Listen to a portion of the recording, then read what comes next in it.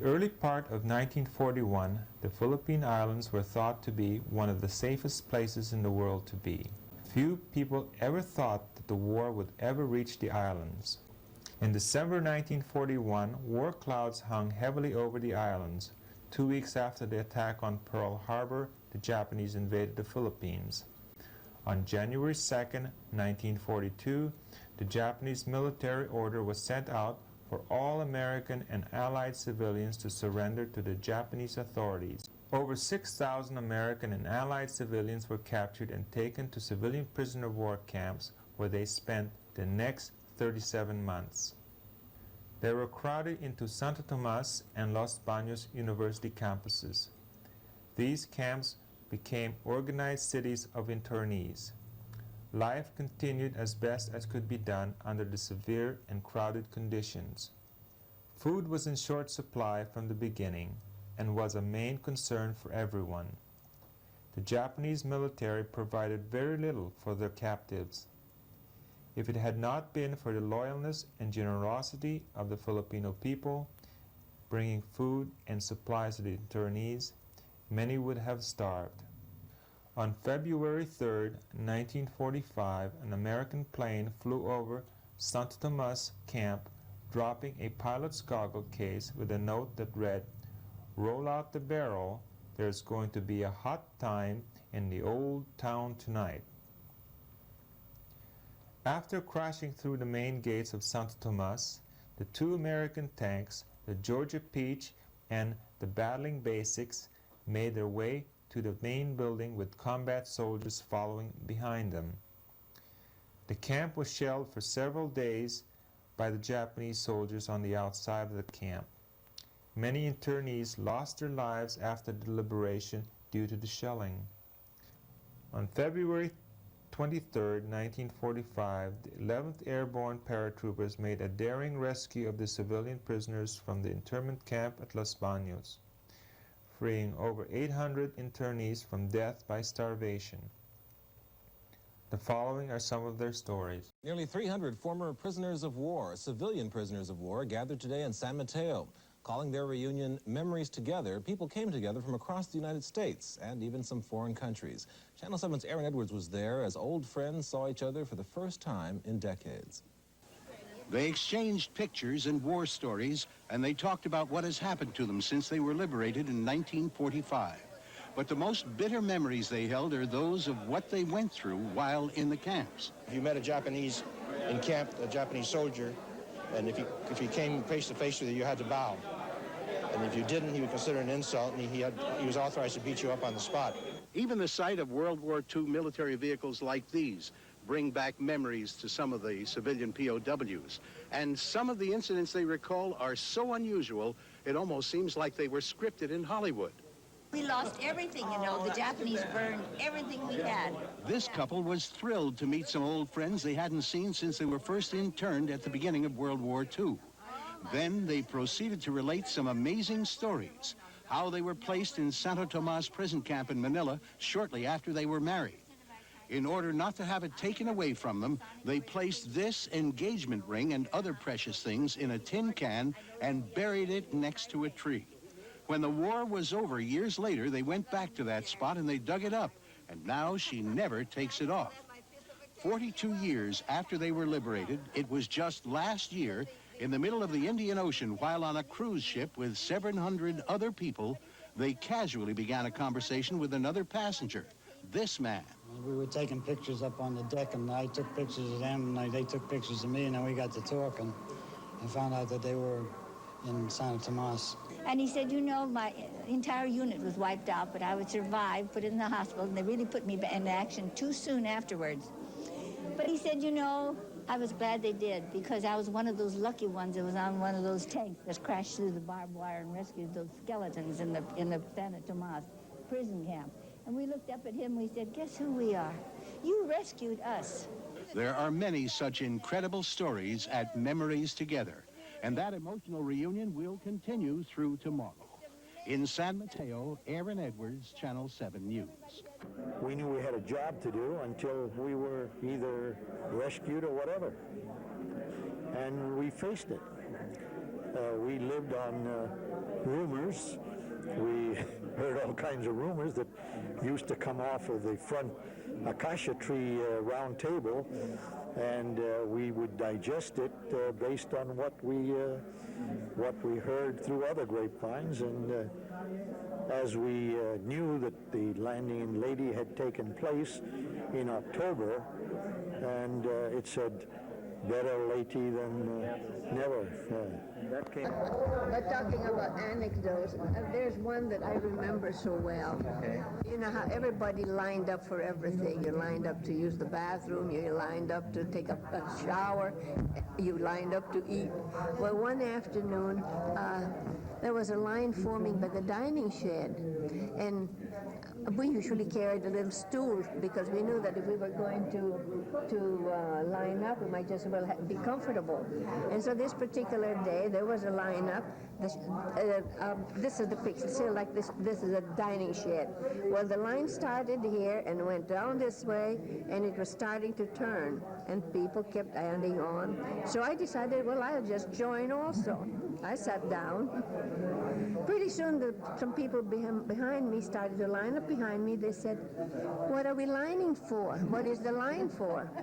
So the word got around, what are we lining for? They got up to the first man, and he said, I sat down to read a book. So you don't dare sit in. And soon everybody was picking up their stool and moving on. But I thought that was the funniest thing that happened to me in that internment camp. But that's a true anecdote. We are most fortunate this evening to have as our keynote speaker a man who not only acted in the service of his country and its citizens for the better part of 5 decades, but has lived an extremely fascinating life in the process. Educated in Pennsylvania, he first went out to the Far East in the 1930s as a Foreign Service officer in China. There, he lived through an invasion of that country by the Japanese. The latter part of 1940, when it was still but certain that the Japanese would expand their aggression south, he was asked by the State Department to go to Manila.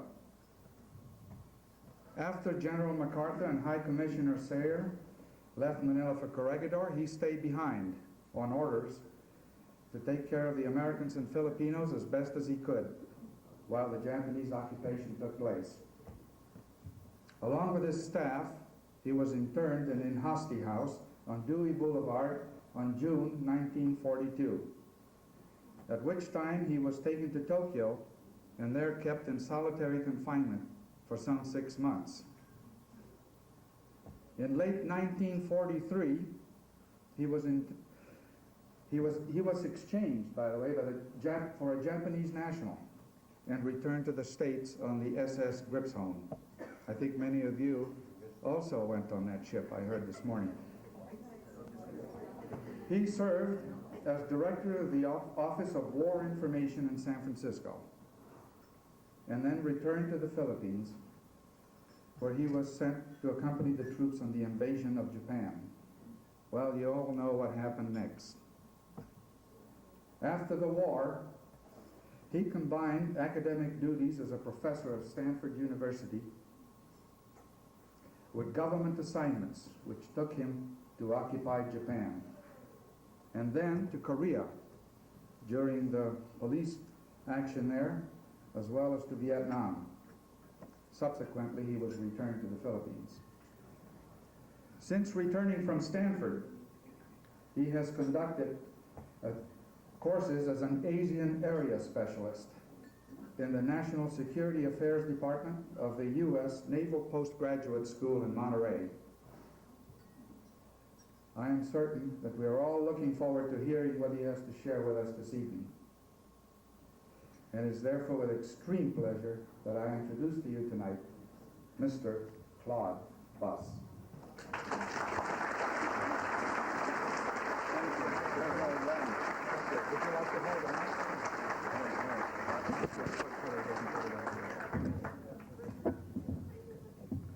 Ladies and gentlemen, do I have to hold this thing? Or Yeah, it's kind of low.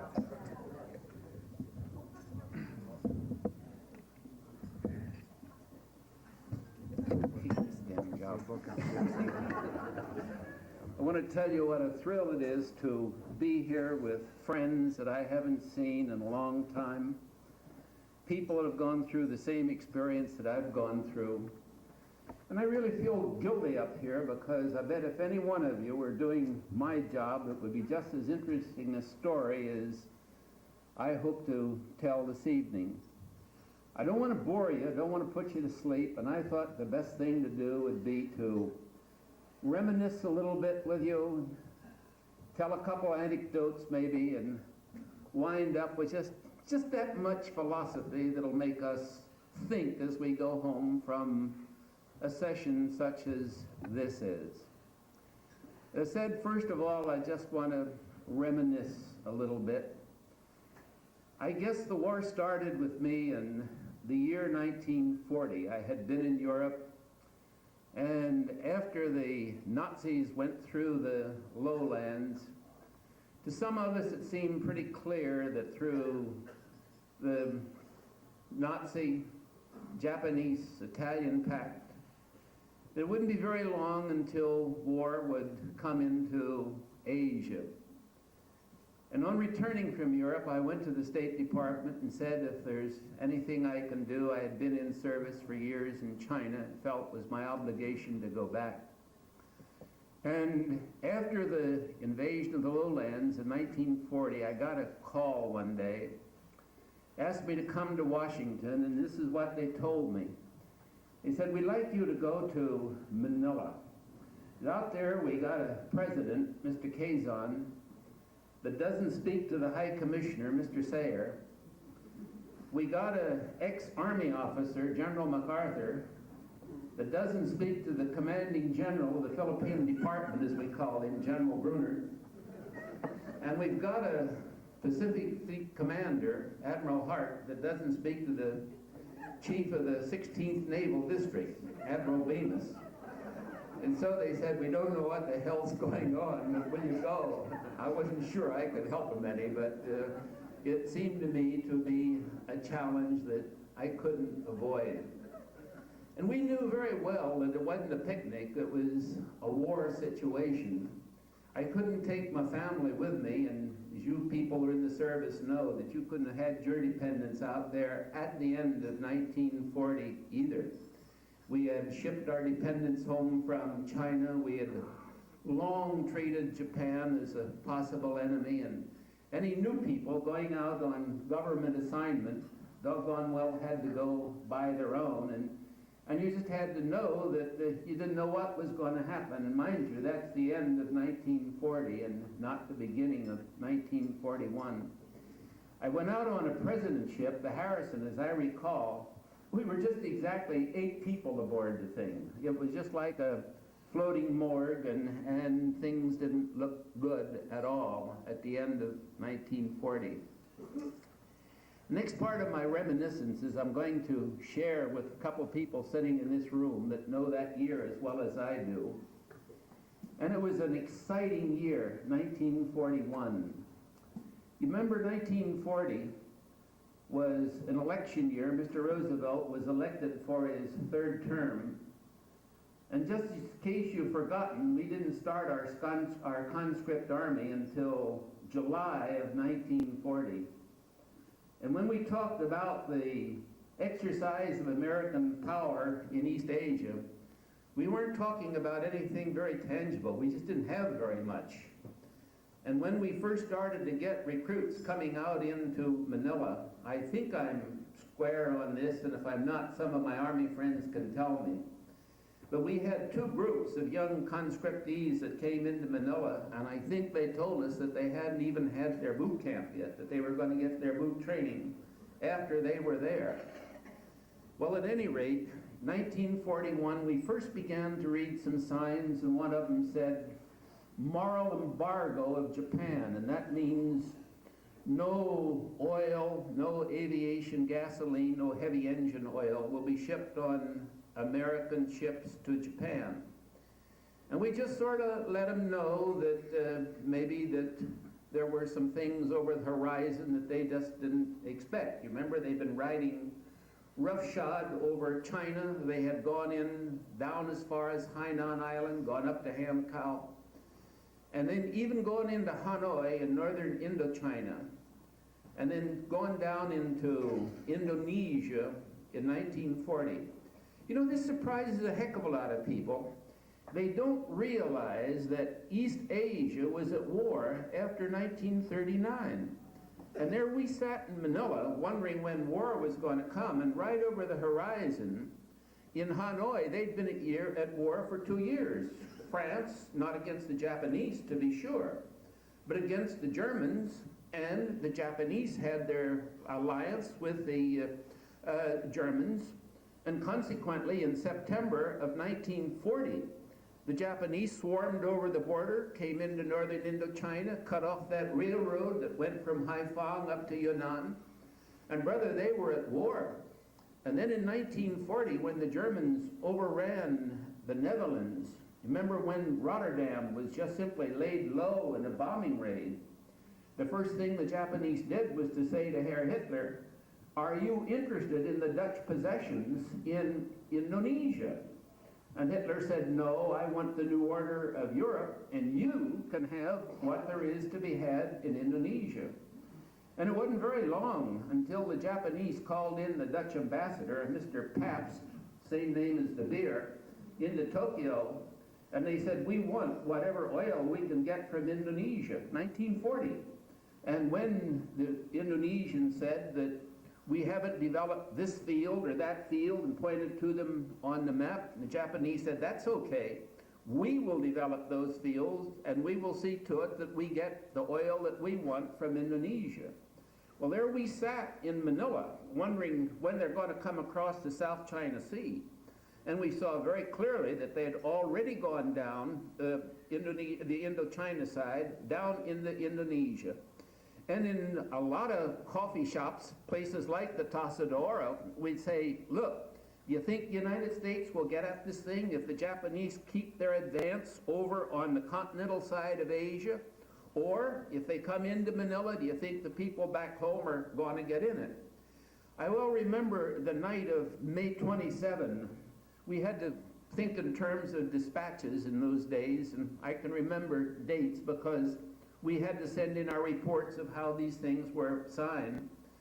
But the night of May 27, 1941, that was the night that President Roosevelt went on the air and declared a state of unlimited emergency in the United States. And I don't think I ever heard a more graphic statement in all my life. We sat up on the second floor of Mr. Sayers' living quarters in those days. Now it's the embassy, and as you know, the embassy offices are 3 stories high. But then we only had 2 floors, and Mr. Sayer, our High Commissioner's living quarters, were on the upper floor. And we sat around the shortwave radio, and then we heard this sentence come. He said, "If in modern war you wait till you see the whites of their eyes, you'll never know what hit you." Remember that by any chance?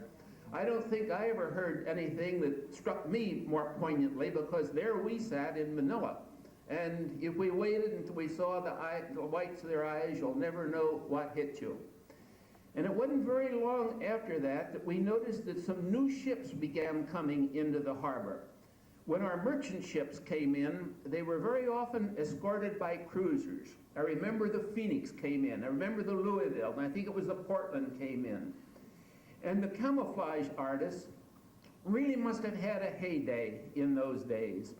Each ship was a different camouflage design, and I don't remember which one it was, but I do remember going down to Pier 7, and there was that big old cruiser with its nose right smack up against the pier.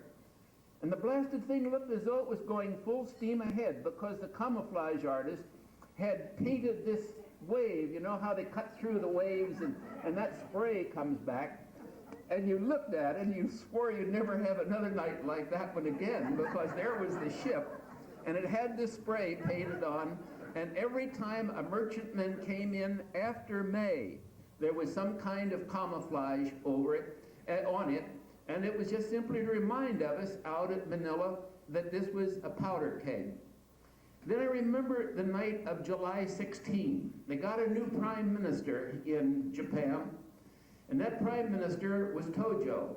and I was invited to give a speech at the Rotary Club that day. And what in the world should I say? And I sat down with Mr. Sayer. I had to get my remarks looked over by the boss, naturally. And I said, this looks to me like we're pretty near a point of no return. And I said, do you mind if I just say in so many words that this means war? He said, no, go ahead and say it, and if it's wrong, we'll disavow you.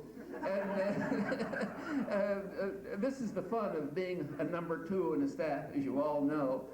And anyway, we just simply said that the last pretense of a civilian administrator is gone from the top of the Japanese cabinet. The full responsibility is concentrated, and this was on the 16th of July.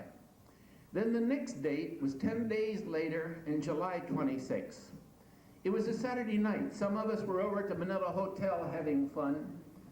And a friend of mine who was the head of the RCA in Manila, a man by the name of Roy Baumgartner, some of you may remember him. Remember Roy? He called me up and he says, you better get back to the High Commissioner's office. And I said, why? Well, he says, we got a 75-page telegram in code. And it's going to take you the rest of the night to decipher the doggone thing. And it isn't over yet. And you remember that was the night that we froze the Japanese credits. Any Japanese were in Manila were told that they couldn't spend more than $500 a month for all their family expenses. All the Japanese businesses were told that they couldn't spend more than so much money. All the people that were importing things from Indochina were told that they couldn't import it anymore. And in this telegram, even the words of the export license orders were sent to us by telegraph, and we had to get those doggone things translated and down to the Manila Bulletin by Monday morning, so that when people got awake Monday morning, they would know that economic warfare between the United States and Japan was a part of the order of the day. And then, mind you, one page, how that blasted little page got in there in plain English, I don't know. But in the middle of this code, it said that Douglas MacArthur is hereby called into active service with the commission of Lieutenant General of a new force to be called the United States Army Forces in the Far East, USAFE, as you remember it. And all that came to us on that night of July 26, 1941.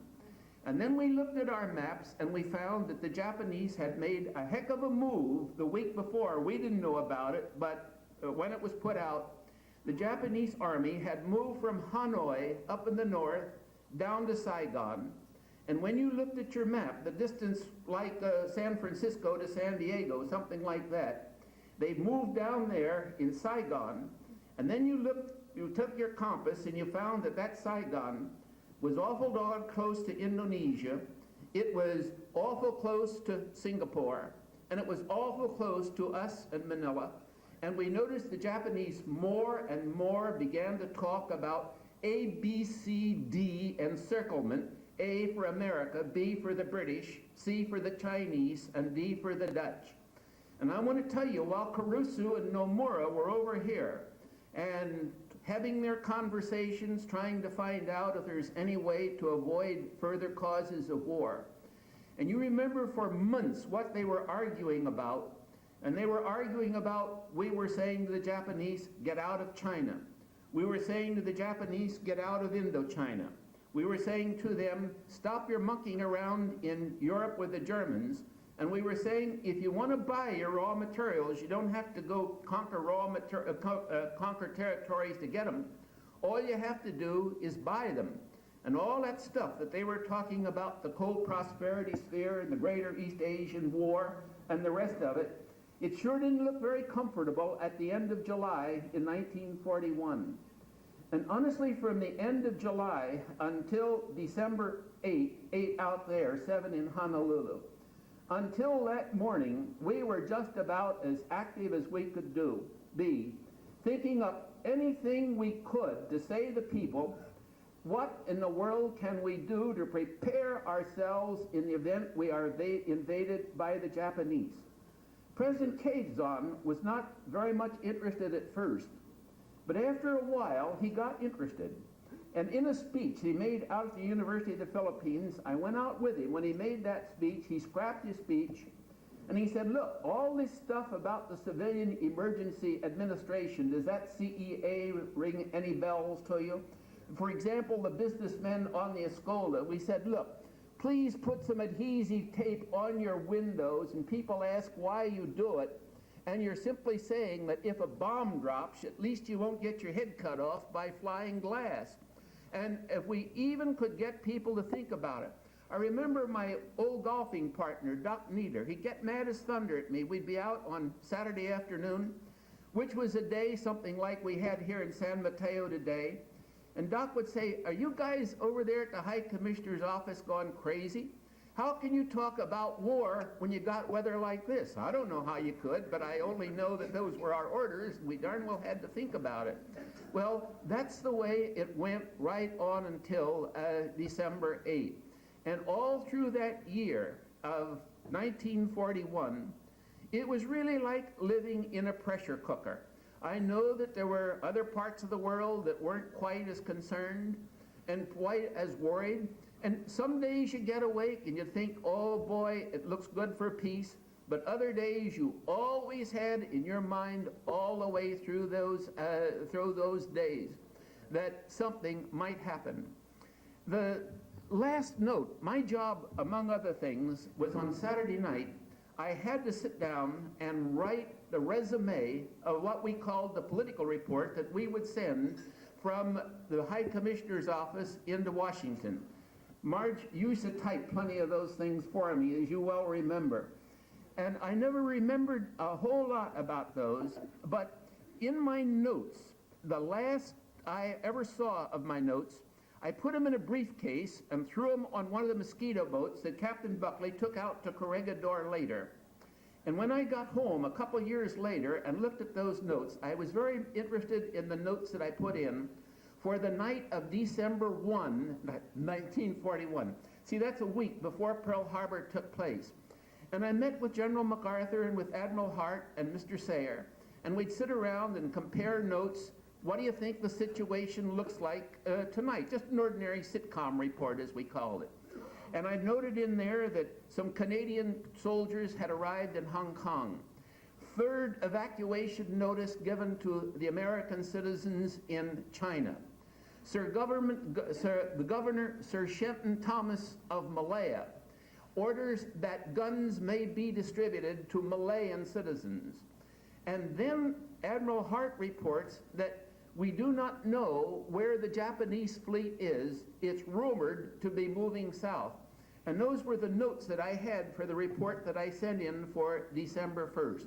We had no idea how close December 8 was, but we certainly had some warning signs that were very clear in front of us on that night.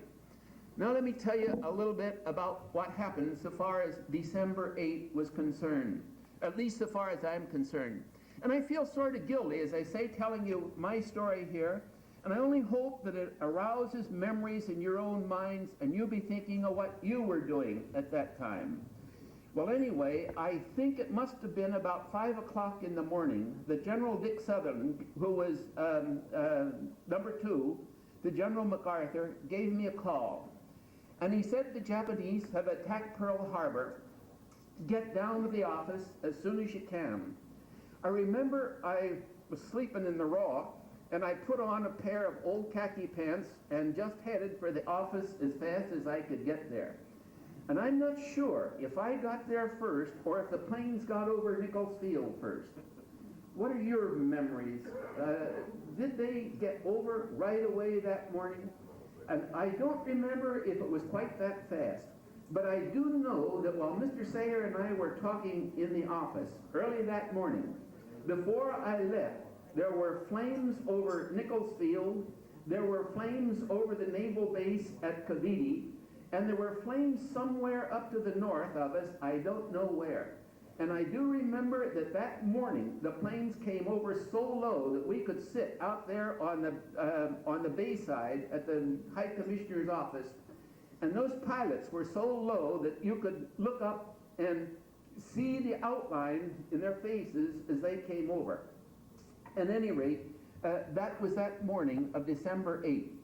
And we couldn't do very much in our office except take care of the wounded. We brought them across from the naval base at Cavite and got them to hospitals as fast as we ever could. I don't remember very much about the days that went between the 8th of December and the 22nd of December. Our job was to prepare for whatever eventualities might happen, warn the local population, but don't make them too excited. Now, what kind of a direction is that? Warn them, but don't make them too excited. And yet that's what we were told to do.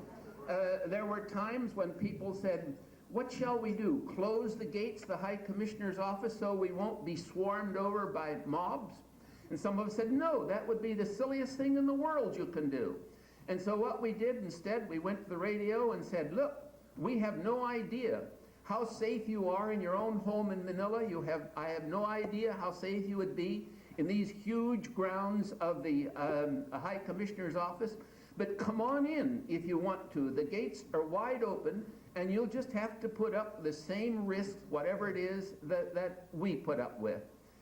I can't resist telling you one little story that it might be out of place a little bit, but we got pretty aware pretty soon that the Americans were going to be in for a bad time in Manila.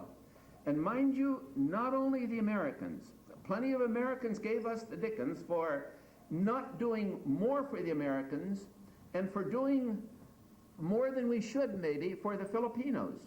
And we had to say pretty precisely that, look, these are our islands. This is United States territory. And even though you Americans from the mainland might feel, if you were in a foreign country, you would expect an ambassador to take care of your special needs. You can't do that in the Philippines because we are just as responsible for the welfare of the millions of Filipinos as we are for the welfare of the Americans. And consequently, we were aware from the very beginning of our obligations to look out for everybody that was there in the Philippines and not just for the Americans in the Philippines. It wasn't very long until we knew something would happen to the American flag. And we didn't know what to do with it. That flag flew every day. And Marge, who's sitting here in this room this evening, with two other girls, we went to the regulation to find out what ought to happen to the American flag. And we found out how to treat the American flag in moments of danger. And if you have the fun of visiting the embassy in Manila, you'll go around and you'll see a little marker where the ashes of the flag were buried in accordance with the best of regulations. They were taken care of to make very sure that that flag would not fall into the hands of the Japanese. And it's very interesting. When Mr. Sayer left the islands and talked to me, he says, you have no written orders of any kind. All I'm going to say is do the best you can, because there'll be no law of succession. See, if the Japanese were to get some legal evidence of succession to that territory, they might have a claim through laws of war, something to get over to their hands. And we didn't want anything like that to happen. And for those of you from the Philippines, let me put in a word for George Vargas at the same time. Quezon didn't want to go to the Philippines. It really hurt, it didn't want to go to Corregidor. It hurt him like anything. And it was direct orders from the White House. I can testify because I deciphered the telegram that came in that ordered Quezon and MacArthur and others to go into Corregidor.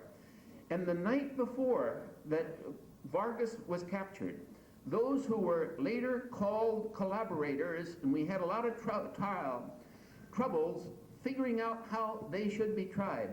But I just want to say for Vargas and Aquino and a whole bunch of those in the cabinet, at 3 o'clock in the morning before the Japanese came in, they telephoned me and they said, is there anything else that we can do to keep the Japanese from taking advantage of what they find here in Manila? For example, we had ordered the rice warehouses opened. Anybody come in, take all you can, go away with it. All the warehouses down at Pier 7, Pier 5, we ordered all those open and said to the Filipinos, come on, get anything you want and take it along with you. Because if you take it to your own homes, you at least will get it and will keep it out of the hands of the Japanese. And that night, I went to the radio and I said, for all you people, we know now that the Japanese are going to be here in the morning. And I'm not talking about the night of January 1, it was January 2 when they finally came in. But I simply said, you might just as well have all the fun you can, because you can be very sure the Japanese are going to be in the city in the morning. They were already at Paranaque in the south and Caloocan up on the other side. And I said, but for heaven's sake, if you have any liquor, drink all you please. Get yourselves gloriously high if you want, but destroy everything that you cannot consume. And the reason I did this was because of a memory of Nanking. And I'm sure that you've all heard of the rape of Nanking. I went through that. And I'm very sure that that would not have been nearly as bad as it was if it had not been for the liquor that was consumed by those invading armies. Well, anyway, we said, get rid of your liquor. Oh, one Chinese gentleman that owned the Washington grocery stores called up, and he says, will you send somebody down here to help me get rid of mine? And I thought, yeah, sure. And he says, we've got 250,000 cases that we've just brought in. He was expecting good business. And, you know, we sent a whole bunch of people there. We started throwing the cases of liquor into the bay right outside the Army-Navy Club. And if you didn't know it, when you when you throw a case of liquor in the drink, it floats. It doesn't go to the bottom at all. And so what we had to do was break up those cases and list a whole lot more volunteers and draw circles, targets on the wall, and break bottles of champagne and any old thing that you can think of as fast as you could to get rid of them, to make things right for the next Occupation Day. Now, you all know what happened to you on Occupation Day. What happened to us on that morning? The Japanese came in, and they simply said, all the Filipinos in this room, all the Americans in this room. And we had to stay there through the day, and sometime, I think late in the afternoon, the Japanese said, all you Filipinos can go home. Our war isn't against you. Our war is against the Americans here. They couldn't believe it, but home they went. And then those in my office were not interned in Santo Tomas. They said that we want you to go to what was called the Inchausti House. And let me tell you how this Inchausti House came about. When the war broke out, right away, we, the Americans, interned the Japanese, because what to do with them was our job. We didn't have enough Americans to do it ourselves, and we used people from the Philippine Scouts, the Philippine Constabulary, and we interned the Japanese.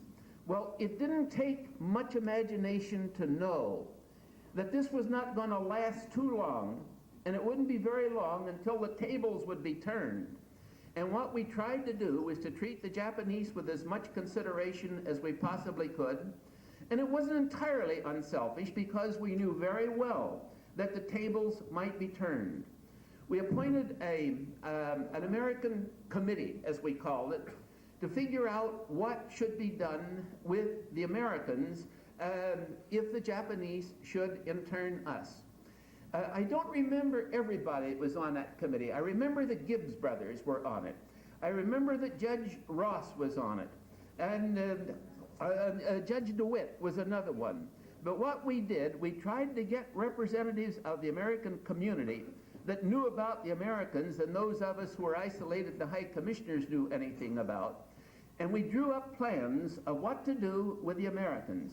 And we said, well, let's put a certain number of them in Santo Tomas. Let's put a certain number of them in the American school. Let's put a number of them in the American polo club. And then Salvador Araneta had offered us this home, the Inchausti family. Salvador was a member of the Inchausti family. And he said, I have this lovely big home down here in the Inchausti house nobody is living in. He said, and just in case you need a hospital for some of your most ill persons, you can put them in that Inchausti house. And then when the Japanese came in and looked over our plans, I handed those plans to Consul General Nero ahead of time. And I did it on the advice of a very wise gentleman, Bishop Binstead. I don't know if any of you ever met him or not. You know, he had been in Tokyo for many years, and he spoke Japanese just as fluently as could be. And when we knew we were in for the hour of trouble, we asked Bishop Binstead to come over and live right with us in the High Commissioner's house, just in case somebody from Japan got in there. We wanted somebody that knew the language fluently that could really help us out in the case of trouble. Well, anyway, Bishop Binstead was the go-between with Consul General Nero. And when the Consul General looked over those plans, and incidentally, he and the president of the Yokohama Specie Bank were people that acted as liaison with us during those last 2 weeks between December 22. That's when Sayer and Kazan went to Corregidor. In January 2, that's when the Japanese came into Manila. And they worked out these plans, and they said, we think that that's too much square footage for the Americans. And instead of using all the places that they've put out there, we're just going to send them all over into Santo Tomas. Well, we didn't have a darn thing to say about it. They said, you're going to put them all into Santo Tomas because that's all the space you're entitled to. That's simply what we had to do. Well, then, those of you who were in Santo Tomas, about once, I had a pretty rough time for a couple weeks. The orders that were given to take the gold out of Manila, I received orders from Washington to send all the banks to empty their vaults and to send all the negotiables, all the gold and silver, to get it out of Manila. And the banks wouldn't operate without orders from the High Commissioner.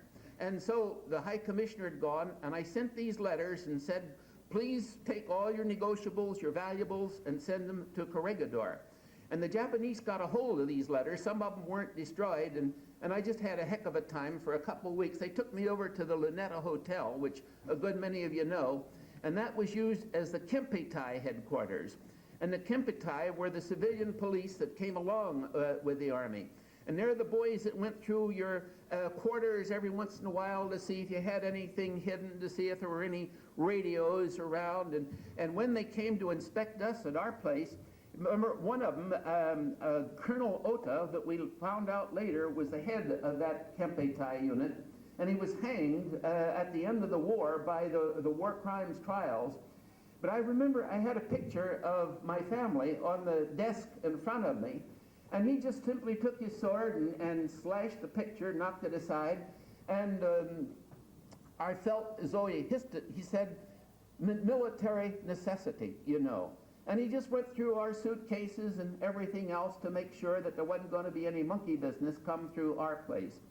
Well, at any rate, we were left over there at the Inchausti house by ourselves. They said, you, from the High Commissioner's office, they said, you're not diplomats, you're officials. You're Americans who are serving in office in American territory. Therefore, you get no diplomatic privileges. See, Americans in Hong Kong got diplomatic privileges. British in Manila got diplomatic privileges. But Americans in Manila were officials, and then to live up to their propaganda that all the American officials had run out on them and left you all to your fate, they just simply kept us hidden. And it wasn't until later in the war and things got going bad against them that half our group were sent over to Santo Tomas and the other half were sent over to Los Baños. But so far as I was concerned, they came along one day in June and they said, we are going to send you to Tokyo. And what for? And they didn't know exactly what for, but they had orders to take me to Tokyo. I went from Manila under Japanese escort with Chick Parsons, some of you know, and Chick and I were on a Japanese convoy going up to Formosa.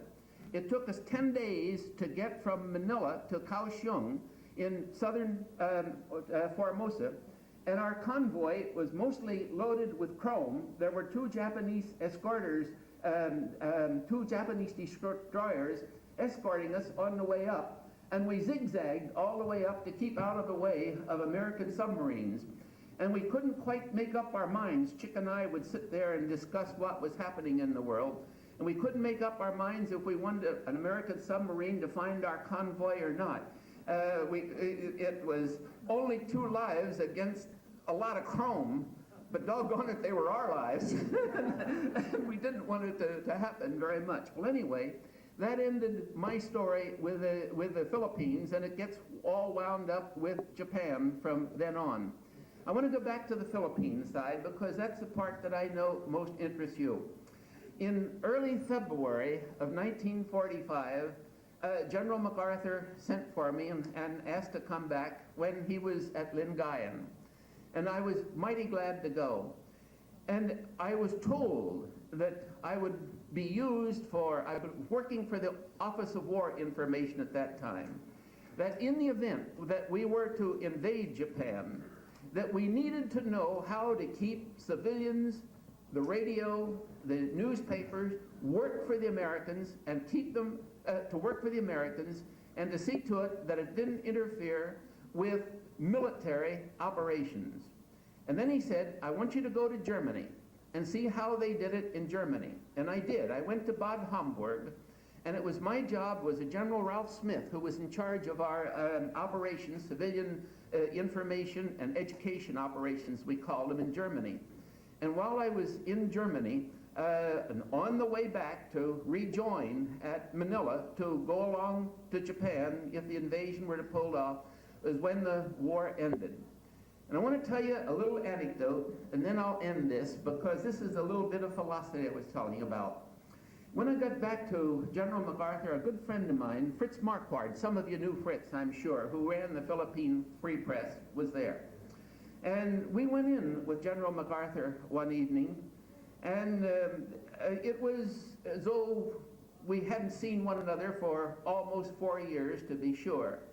But even before the war broke out, I had formed a personal friendship with MacArthur. We were both scholars after a fashion, and I did a lot of meeting and talking on absolute personal basis during the time that he was a part of Kazan's staff before he was called on to duty with USAFE.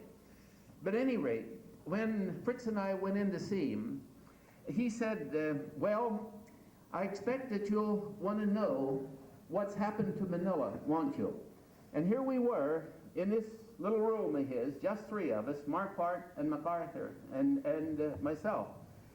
And he said, we've got a long way to go. We were at Lingayen. He said, we've got a long way to go, and that means that on the way to Tokyo. And then he said, we're going to have a great big job to do in Tokyo. He says, you know, our job, mind you, this is, I think, toward the end of February. I'm not sure of the exact date, but it was just after the Battle of Iwo, whenever that was, and you'll see in a minute why I make this little remark. Is, you know, we've got a long way to go. And he says, we have got to help the Japanese up. It's not going to be up to us to keep the Japanese down. Well, if you've ever had a conversation with General MacArthur, it's awful hard to have a conversation with him, because you just simply ask a question and then you lay back, because the answer comes from then on. But I did manage to get a question in. I said, when did you get these ideas? And then I think I even had time enough to say that I had remembered a picture that I saw in Life magazine. And if you remember, there was a picture of General MacArthur, and there was a Japanese corpse there with him. And beside it, it said, this is the way I like to see them dead. And I said, when did you get the idea that our job is going to help Japanese up? And when he talked, he had this pipe. I'm not sure he ever smoked it. I don't think I ever saw the thing lighted. But I think I would see him light the thing, try to light it at least 20 times in the course of a conversation. He'd pull a match out, he'd stick the match up to the barrel of the pipe, or whatever you call it, the bowl of the pipe, and then he'd throw the match away, and then he'd take his matchbox and he'd hammer away like that. And he said, well, I'll tell you when I found out that this is what I wanted to, the way I feel. He said it was after I went back to Corregidor. He gave a very graphic account of the rescue of the civilians from Santo Tomas. I wish that you all could have heard the way he expressed it. How he was torn between a decision to cross the Pasig quickly and fight the Japanese in the other half of the city, or whether to turn and go to the left and go up toward Calle España, toward Santo Tomas. He said, I had no question in my mind at all about priorities.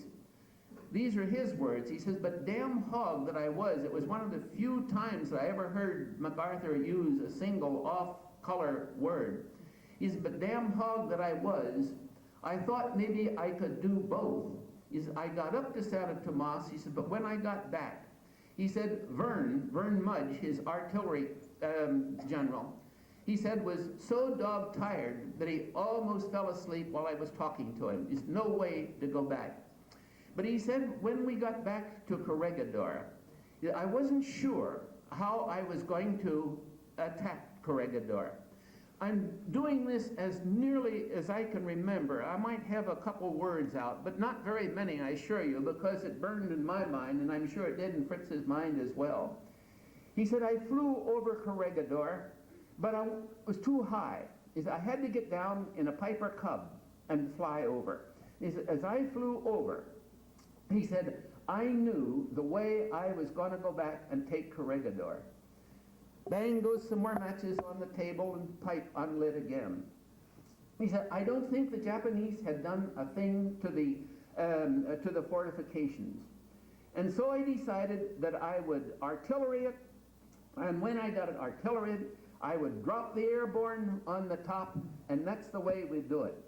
And then he said, and that's the way we took it. And he says, you know that on Iwo we had 23,000 casualties. He said, on Corregidor we had 101. I hate to say that because maybe some of you know more about these accurate numbers than I do. But I think he said it was 100. Is that about right? Was there about 100 casualties? More? 400? Well, anyway, I'm quoting this, I said, and he said most of those were broken ankles or something that happened in the actual landing. And then he said, after the place was taken, I decided that I wanted to go back and see what it was like. And then when we got back, he said Vern Mudge went with him, and they went to the mouth of the tunnel. We took bulldozers, and he says, we opened the mouth of the tunnel, and when the bulldozer broke through, he said the flames shot through, and we had to fall back and wait for hours until we could go in. And then he says, when I went in, he said, you know, an old trooper will get sensitive even in his boots. And he said, I've been waiting around this stuff for 50 years, but I knew that when I got inside Corregidor, I felt something that I had never seen before in my life. And mind you, he was not talking even as fast as I'm talking now. He said, there were twisted pieces of metal, perhaps pieces of bed. There were rifle barrels with the stocks burned away. And he says, everywhere, everywhere. He said, there were the bones of dead Japs. And in one moment, I felt the ferocious fullness of retribution. And that's just the way he put the story. And then after that, I want to close with just another thought. I was in Manila just 2 weeks ago. And when I left Manila, I've been out half a dozen times in the course of the last 2 years. I couldn't help but think of what had happened to the Philippines in those years since 1945. It's a tough story. There are tough days ahead. And then I went from Manila on up and stopped in Tokyo. And I couldn't help but wonder what MacArthur would have said had he been there to look at this thing as it appeared just a week ago. Tokyo is a big city. It's a metropolitan city. Not big for Japan, it's big, period. And the Philippines has got just about as tough a road to hoe. as anybody I know. Well, as I say, I couldn't help but wonder what MacArthur would have thought had he been thinking, as we are tonight, looking at this tremendous change of events that's taking place in the 50 years of your life and mine. I have no idea what the next 50 are going to go through. I know that we are all thankful that we've been able to get through what we've gone through the last 50. And I, for one, think I share the sentiments of every one of you, that I hope in the next 50, our children and our grandchildren don't have to go through what we did then. It's been great to meet with you.